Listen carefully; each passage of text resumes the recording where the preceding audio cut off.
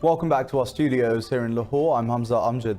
Let's start the bulletin with the US, where President Donald Trump has reiterated his offer to mediate what he called an explosive situation in Kashmir. Talking to reporters in the Oval Office, Trump said the complicated Kashmir situation has a lot to do with religion. Trump said he will raise the matter with India's Prime Minister Narendra Modi at the G7 summit in France over the weekend. I think we're helping the situation, but there's tremendous problems between those two countries, as you know, and I will do the best I can to mediate or do something. Great relationship with both of them, but they are not exactly friends at this moment. Complicated situation. A lot has to do with religion. Religion's a complicated subject. Now, meanwhile, the US State Department has called on India to release thousands of detained Kashmiris and restore their basic liberties. Moving on, Supreme Leader Ayatollah Ali Khamenei says Iran is concerned about the maltreatment of Muslims by Indian forces in occupied Kashmir. In a tweet, Khamenei said India should stop oppression of Muslims in the occupied valley. Meanwhile, Sri Lanka's President Maithripala Sirisena says occupied Kashmir is a disputed territory and the issue should be resolved as per UN resolutions. Meeting Pakistan's envoy, Major General retired Shahid Ahmed Hashmat in Colombo, he said resolving Kashmir issue is essential for peace in South Asia. The Sri Lankan president offered to mediate between Pakistan and India to reactivate the South Asian Association for Regional Cooperation. Indian occupation forces have martyred 2 more civilians in Kashmir during a search operation in the Baramulla district. This comes after occupation forces arrested 30 more people during clashes in Srinagar. More than 4,000 Kashmiris have been detained in the last 17 days and a strict curfew is still in place. Meanwhile, pro-freedom Kashmiri leaders have called for a mass march on Friday against India's illegal revocation of Kashmir's special status. They said the rally will move towards the office of the UN Military Observer Group in Srinagar.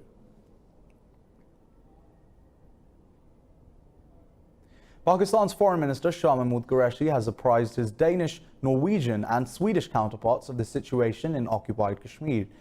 In telephone conversations, Qureshi briefed the Swedish Foreign Minister Margot Wallström about India's illegal revocation of Article 370. The Swedish Foreign Minister said the issue must be resolved according to the will of the Kashmiri people. Speaking to his Danish counterpart Jeppe Kofod, Qureshi said people in occupied Kashmir are facing shortage of basic necessities due to the continuous lockdown in the valley. The Danish Foreign Minister said his country fully supports the UN stance on the Kashmir issue. Talking to Norwegian Foreign Minister Ine Marie Eriksen Søreide, Qureshi discussed India's gross human rights violations in the valley. Søreide said dialogue is the only solution to the dispute. India's former Finance and Union Minister P. Chidambarams is missing after the Delhi High Court rejected his pre-arrest bail plea in a corruption case. Chidambarams is accused of $40 million worth of money laundering during his tenure in 2007. Earlier, the Central Bureau of Investigation and Enforcement Directorate officials raided his residence. The Congress leader's lawyers then moved the top court, which sent the application to Indian Chief Justice Ranjan Gogoi for the final call.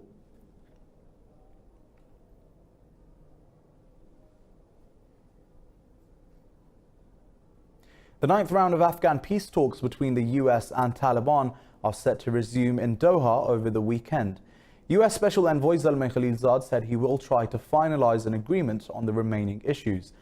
Khalilzad said he has briefed the Trump administration on his negotiations with the Taliban and discussed the next steps. After meeting with the Taliban in Qatar, Khalilzad will travel to Kabul to consult with the Afghan government. Meanwhile, 17 more victims of Saturday's suicide bombing of a Kabul wedding have succumbed to injuries. This raises the death toll from the attack to 80. Afghan Interior Ministry spokesman Nusrat Rahimi said over 160 are still being treated either in hospitals or at home. The IS militant group claimed responsibility for the bombing.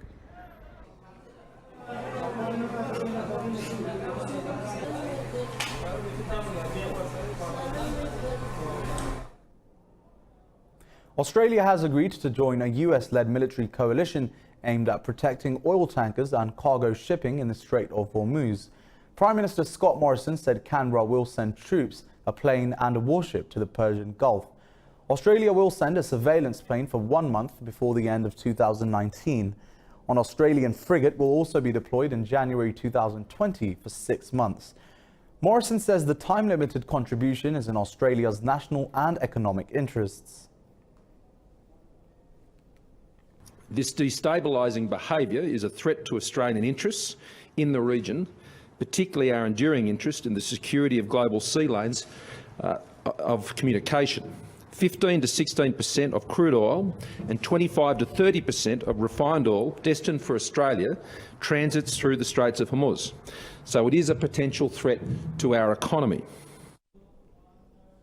Meanwhile, the US has urged the UN to extend an arms embargo on Tehran that is due to expire next year as part of the Iran nuclear deal. And in Iran, President Hassan Rouhani says international waterways will not be as secure as before if Tehran's oil exports are cut to zero because of US sanctions. At a meeting with Supreme Leader Ayatollah Ali Khamenei in Tehran, Rouhani said unilateral pressure against Iran won't guarantee security in the region or the world. Earlier, the US said it will prevent a recently released Iranian oil tanker from delivering its cargo to Syria. The tanker Grace 1 was released by Gibraltar on Sunday after being detained for 5 weeks. The US State Secretary Mike Pompeo said Washington will act if the tanker heads to Syria.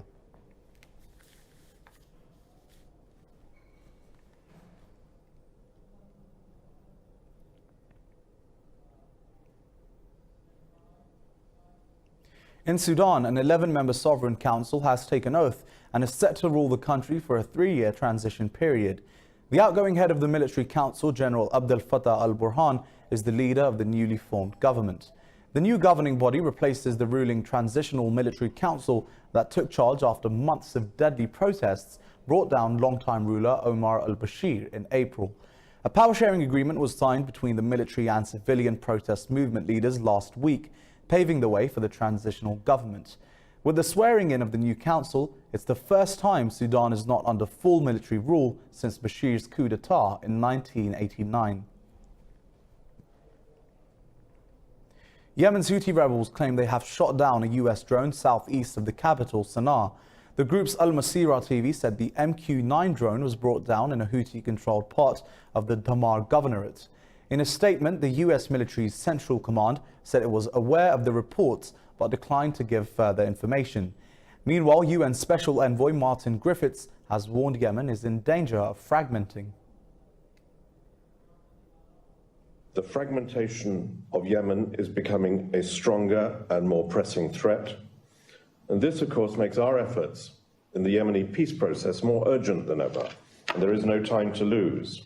The stakes are becoming too high for the future of Yemen, the Yemeni people, and indeed the wider region. His statement comes after separatists seized the port city of Aden and 2 government military bases near the adjacent provincial capital of Zanzibar. Moving on to China, which has announced it will impose sanctions on American firms selling arms to Taiwan. Addressing a press briefing, Foreign Ministry spokesman Gang Shuang said the sale undermines China's sovereignty and security interests.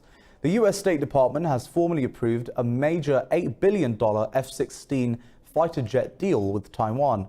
The Defense Security Cooperation Agency said the deal includes 66 aircraft and 75 General Electric co-engines. Taiwan's President Tsai Ing-wen said the sale will help the country build a new air force and boost its air defense capacity. Meanwhile, the foreign ministers of China, Japan and South Korea have held trilateral cooperation talks in Beijing in the first such meeting since 2016. The meeting was held amid an escalating trade row between Seoul and Tokyo. During the meeting, Chinese Foreign Minister Wang Yi said the 3 countries should address their issues constructively through dialogue. Japan's Foreign Minister Taro Kono said bilateral differences must not impede trilateral cooperation. South Korea's Kang Kyung-hwa said the trilateral dialogue should contribute to peace on the Korean peninsula and strengthen free trade. In a bilateral meeting, Tokyo and Seoul's foreign ministers agreed to resolve trade and wartime workers' compensation issues through dialogue. Meanwhile, US Special Envoy on North Korea, Stephen Biegun, met his South Korean counterpart to discuss the resumption of nuclear talks with Pyongyang. Now, Italian President Sergio Mattarella has started two-day talks with parties to seek a way out of the ongoing political crisis. Mattarella will now decide if he wants to call early elections or try to put together a new coalition. Earlier, Prime Minister Giuseppe Conte announced his resignation after weeks of political turmoil. It came after the ruling coalition's League Party planned a no-confidence motion against the government. Conte accused Interior Minister Matteo Salvini of sinking the coalition for personal and political gains.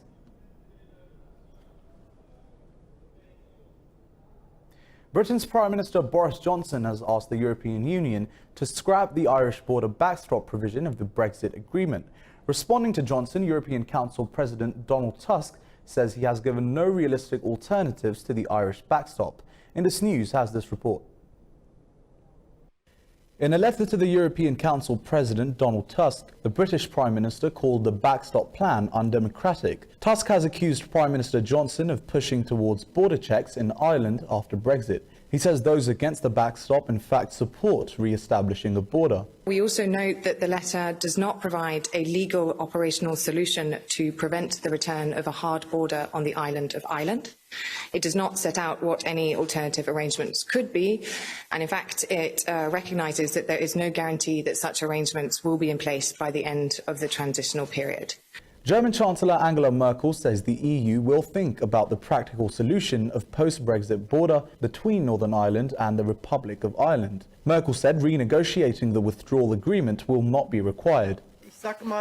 Boris Johnson referred to the backstop issue, but that isn't new. The British Parliament has also addressed it.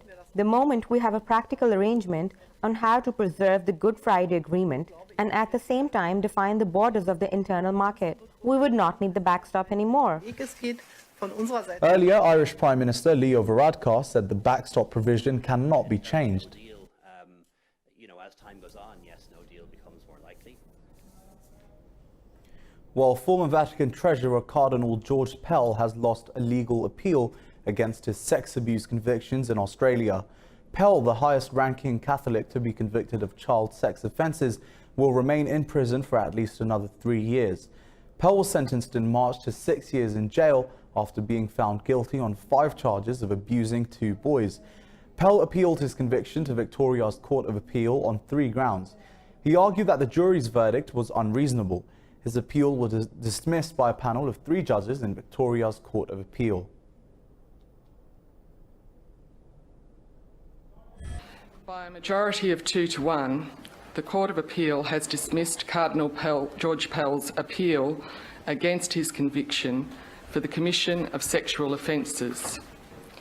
He will continue to serve his sentence of 6 years imprisonment. The 70-year-old Australian prelate will now consider a final appeal in the nation's highest court. Now moving on, Danish Prime Minister Mette Frederiksen says she regrets US President Donald Trump's decision to cancel his visit to Denmark. In a tweet, Trump said his trip was on hold because Frederiksen was not interested in selling Greenland to the US. Prime Minister Frederiksen says the cancellation will not affect cooperation between the 2 countries. The Danish leader says she looked forward to discussing Arctic challenges with Trump.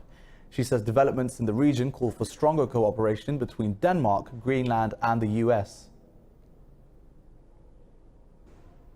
It is with regret and surprise that I received the news that President Trump has cancelled his state visit to Denmark on the 2nd and 3rd September.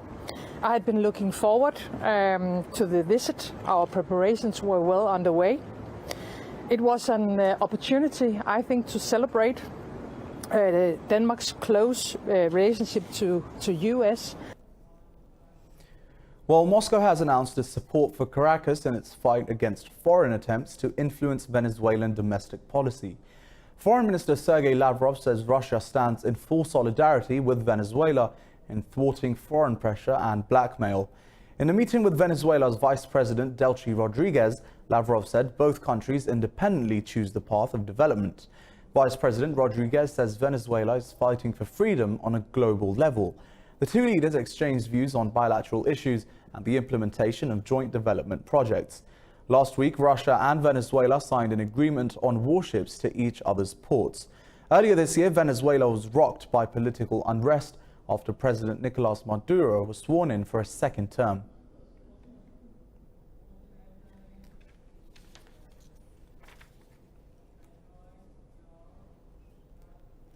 Well, viewers, let's take you live to Berlin, where Prime Minister Boris Johnson and Chancellor Angela Merkel are speaking to the press. In which we work powerfully together, whether it's standing up for the rules-based international system, standing up for democracy, for human rights, for equalities of all kinds. Germany and the United Kingdom are shoulder to shoulder. We work together to preserve our collective security, whether through NATO or other institutions. We work together in tackling the challenges of the environment, climate change, the loss, the threats to our natural world. And as you rightly say, Angela, we will be talking about a wide range of subjects. Tonight we'll be discussing Russia, Iran, China, what's going on in Hong Kong, many other subjects, including, of course, as you say, the small matter of Brexit, which we are fated to discuss. And I just want to be absolutely clear with all our German friends and with the German government that we in the UK want a deal. We seek a deal. And I believe that we can get one. We can do it. Wir schaffen das, I think is the phrase. But clearly,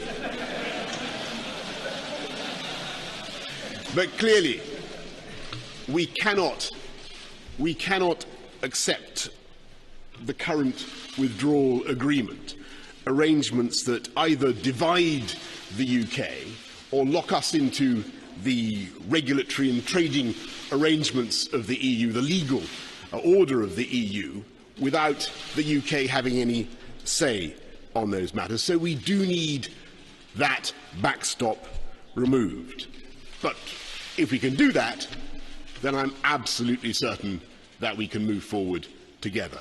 And I want to make one crucial point, which is that we in the UK are absolutely dedicated to the protection of the rights of the 3.2 million EU nationals in our country who do so much, who contribute so much to our country, and of course, in particular, our German friends. So that's why I'm here tonight. Thank you very much for that wonderful welcome, and I look forward to developing our friendship and our relationship.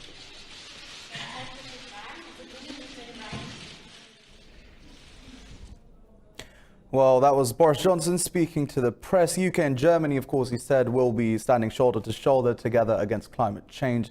Among other things, he said they will be discussing Russia, Iran, China, and the small matter of Brexit. And he believes, of course, that they can still get a revised deal from there. He said the Irish backstop needs to be removed from the deal and then they can move further. Now, the deportation of families from the United States to Guatemala has increased by 50% compared to last year.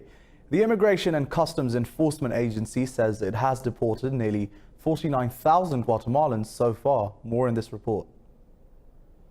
Guatemala and the United States have implemented a new process to deport migrants. They are deported without any claims to support their remaining life in the U.S. Nearly 200,000 people traveling in families from El Salvador and Honduras have been apprehended at the U.S. border since October. Most of these people were passing through Guatemala and Mexico along the way. We're 3/4 of the way through the year. We're currently projected, currently now we've removed 49,000 Guatemalan nationals throughout this fiscal year. Last year, we removed approximately 50,000. So we're going to suppress that number.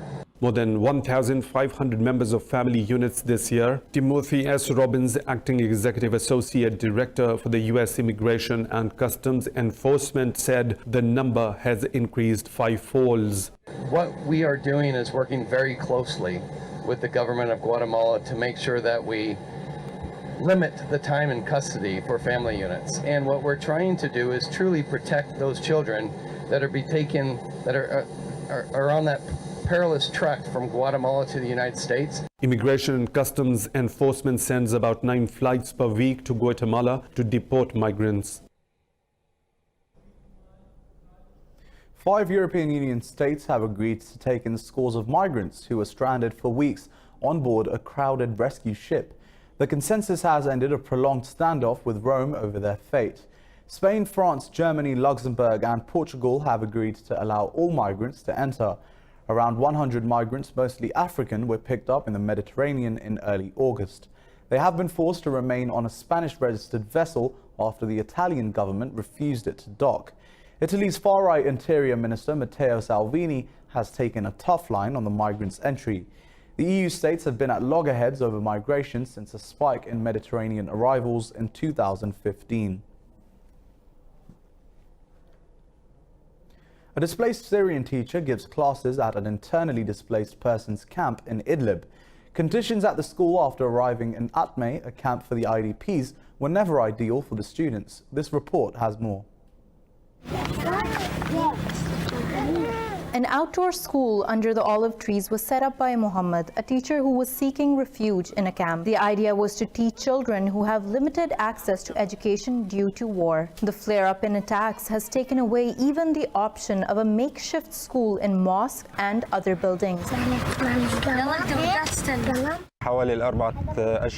We fled to the region of Atme around 4 months ago, and we came here under the olive trees. I saw the suffering of the children, so I tried to take a charitable decision to make a school under the olive trees. The idea was welcomed so that the children can continue the studies as they were doing at school before they fled. As children learn to read and write under the olive trees in an outdoor setting, it gives them hope. The residents of the camp look forward to a truce in the region so they could resume to normal life. Meanwhile, the basic education is being imparted to children at the camp. My dream is that there is a school here with enough seats, tents, stationery for the students, so the young generation can continue with their studies and our revolution will continue with them. According to UNICEF, more than 2.5 million Syrian children have fled the country since fighting began. Some groups put the number of children killed at over 20,000. In Iceland, a meeting between the leaders of the 7 Nordic countries on climate change has ended. The meeting was called after a glacier in Iceland melted away for the first time in history. Take a look.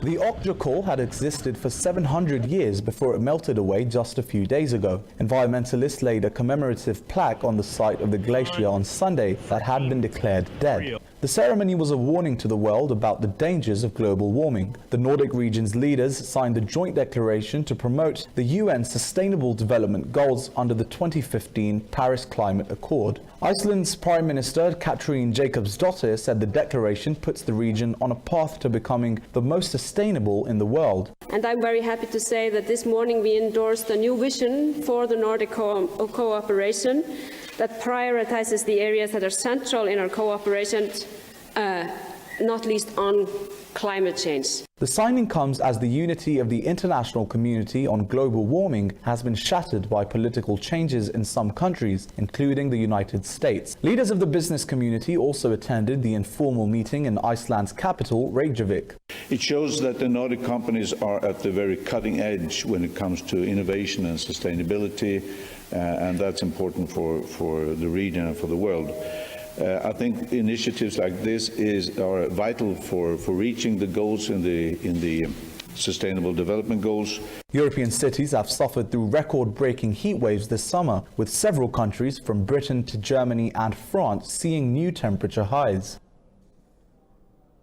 Now, as environmental consciousness strengthens, British supermarkets have begun stripping their shelves of plastic wrapping to curb plastic pollution.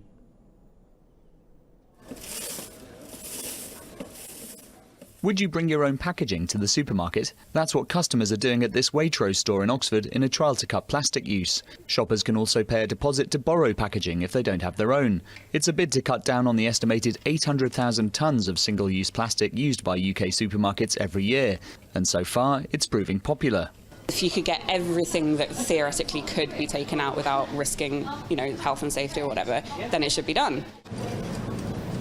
Following such positive reaction, the trial has been extended and will soon roll out to 3 other stores. But for now, it remains just a test. Here at this shop in North London, though, the changes are permanent. Since November, plastic has been removed from more than 2,000 products. More paper and glass are being used, while cheese and fish are wrapped in a biodegradable film made from sugarcane. We did this to show the other big supermarket chains that it wasn't as difficult as they said it was. And that if we can do this in 10 weeks, then surely with tiny resources, surely with all the resources they have, they can make a big move.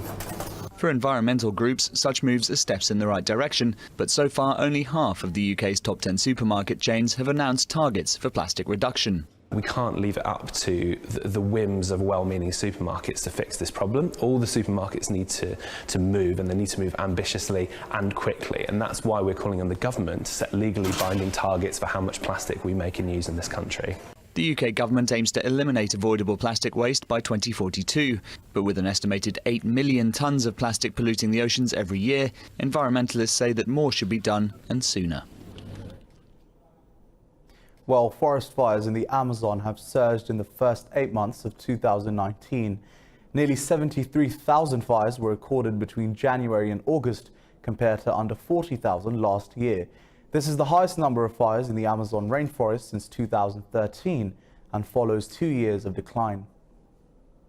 Brazil's National Institute for Space Research has spotted 9,507 fires in the Amazon since Thursday. Large portions of the country are now blanketed in thick smoke, prompting the state of Amazonas to declare an environmental emergency. The state of Acre on the border with Peru has also been on environmental alert since Friday. Conservationists blame President Jair Bolsonaro's environmental policy for increased forest fires. The National Institute for Space Research's data shows the fires are concentrated in states occupying the rainforest. President Jair Bolsonaro has vowed to use the Amazon for development, ignoring environmental concerns at home and abroad. Hollywood film Angel Has Fallen has hit cinema screens after a star-studded premiere in Los Angeles. The film revolves around a Secret Service agent who is framed for an assassination attempt on the US president. Gerard Butler, Jada Pinkett Smith, Morgan Freeman and other cast members attended the premiere at the Regency Theatre. The movie is the third in a trilogy in which Butler plays Secret Service agent Mike Banning. In the movie, Butler's character turns to unlikely allies to help clear his name, protect his family and save the US from imminent danger.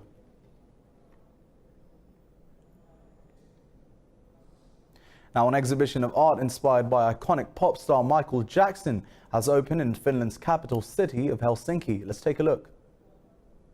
The display titled Michael Jackson on the Wall brings together old and new works depicting the singer and his impact on popular culture. Works by American artist Andy Warhol and British potter Grayson Perry have been featured. The show of 90 works first hung in London's National Portrait Gallery in 2018 to widespread critical acclaim. It then toured Paris and Bonn before coming to Helsinki.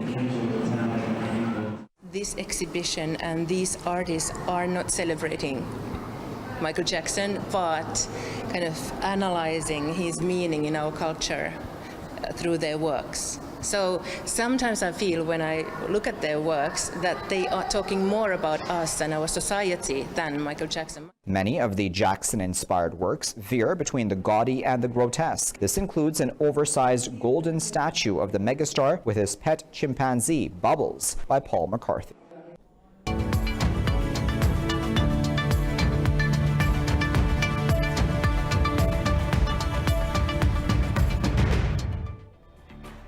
Welcome back. Now, first up in the world of business, European stock markets have rebounded from yesterday's losses, boosted by reports of merger talks between car makers Fiat, Renault and Chrysler.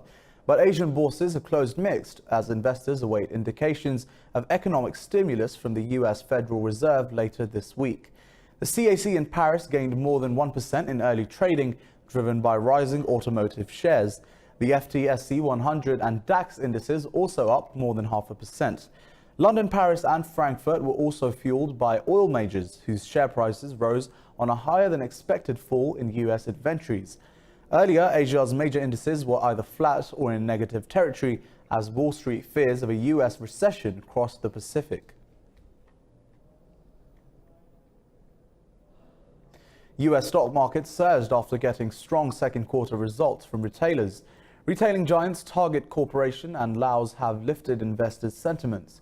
The better-than-expected results come at a time when traders are worried about a possible US economic slowdown, and it is seen as a sign of confidence in the medium-term economic outlook. Target's shares surged over 16%, while Lowe's indices jumped around 10% after filing strong second quarter results. The Dow Jones Industrial Average traded 264 points higher.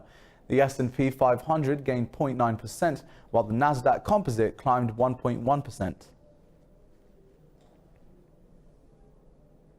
China claims it produced nearly 150,000 sets of robots in 2018, which are over 38% of the world's total.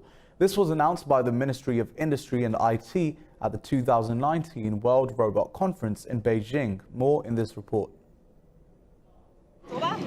The Chinese Institute of Electronics released a report on the development of China's robot industry at the event. It shows the global robot market will hit $29.4 billion in 2019, and the local market will reach $8.68 billion. The report said the annual growth rate of China's robot market stands at 20.9% from 2014 to 2019. The Minister of Industry and Information Technology, Miao Wei, said robots promote high-quality development despite the challenges.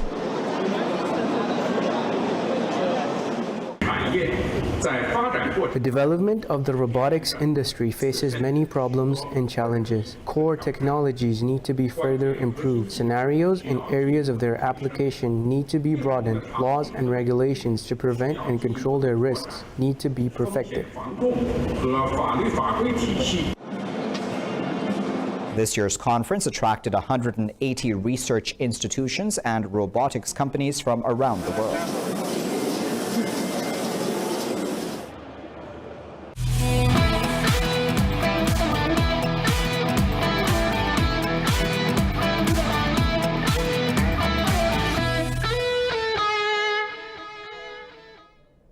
First up in sports, New Zealand skipper Kane Williamson and Sri Lankan spinner Akila Dhananjaya have been reported for suspect bowling action. The match officials' report cited concerns about the legality of the bowling actions of both the players during the first test of the Sri Lanka-New Zealand series. The duo will undergo bowling action tests within 14 days. They will be allowed to continue bowling until the results of tests are known.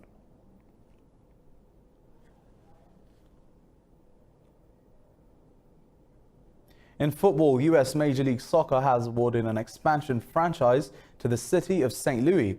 The club will begin playing in the MLS in 2022 as the league's 28th team. The expansion fee for the new team was set at $200 million. The new football franchise will join St. Louis' other celebrated sports teams. The Football Enterprise's president, Carolyn Kindle Betts, was overjoyed at the decision. For months, I've been trying to convey the excitement that is happening right here, right now in this room, and there are absolutely no words to accurately describe it.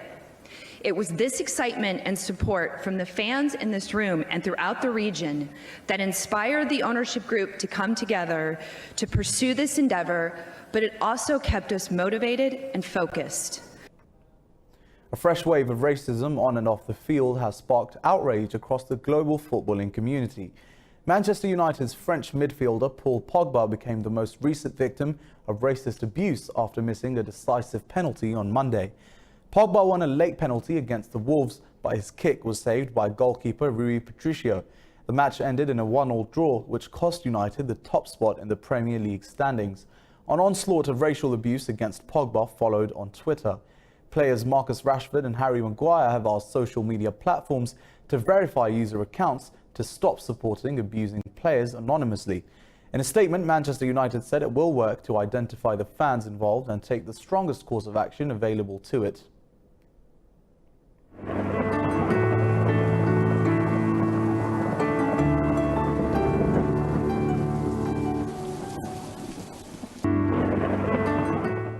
Well, it's 31 degrees Celsius here in Lahore, although it definitely seems like a lot more. But let's take a look at the weather around the world.